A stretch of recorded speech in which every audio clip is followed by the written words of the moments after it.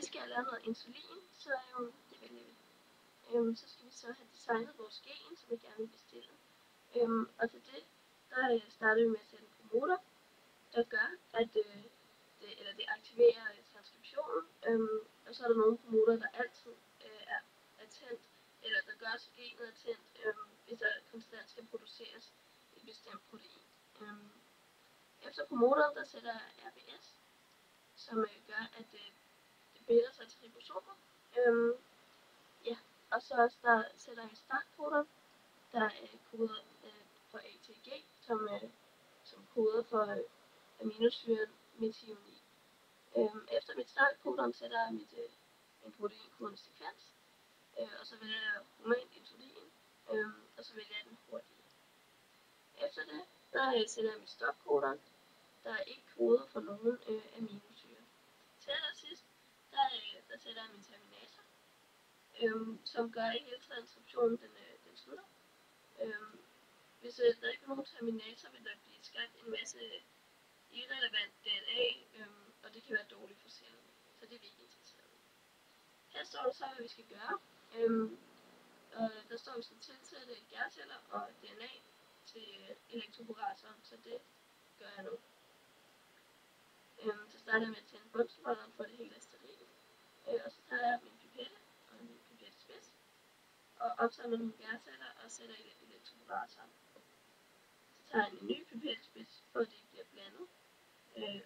Og så samler jeg mine DNA'er og sætter i elektroporatoren. Så tænder jeg så for elektroporatoren. Her ser vi så vores gærcelle og vores DNA, der er forstået, eller for elektricitet, så membranen åbner, og DNA'et diffunderer ind i. Så bliver DNA-strengen åbnet af RNA-polymerasen, og så går transkriptionen ellers i gang. RNA'et bliver skabt ud fra DNA-strengens base sammensætning,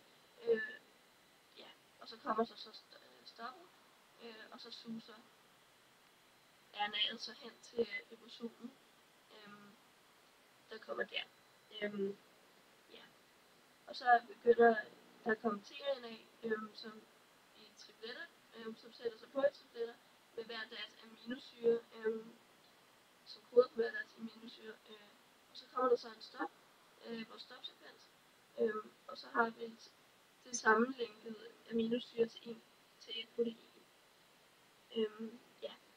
Så tager vi vores pipette med pipettespids, så opsamler vi vores færdige gærceller og tilsætter dem på petriskålen. Så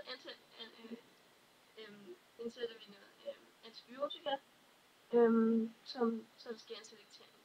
Det gør, at antibiotika dræber alle de celler, vi ikke er interesseret i, som ikke er blevet transformeret rigtigt.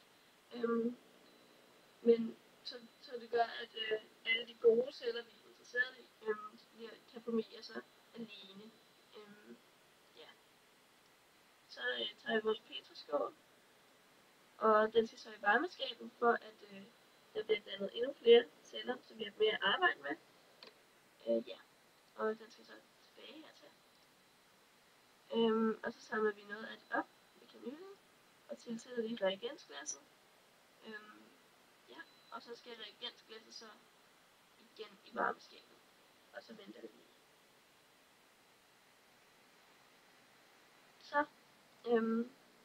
Så sætter vi vores reagensglas der, tager vores kanyle og samler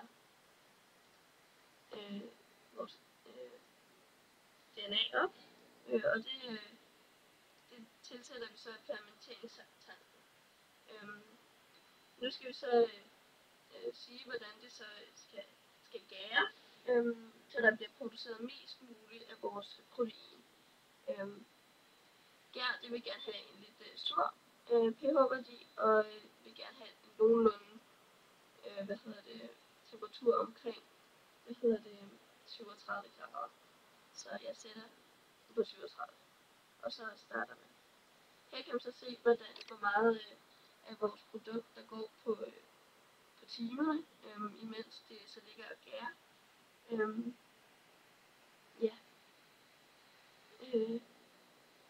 så venter vi.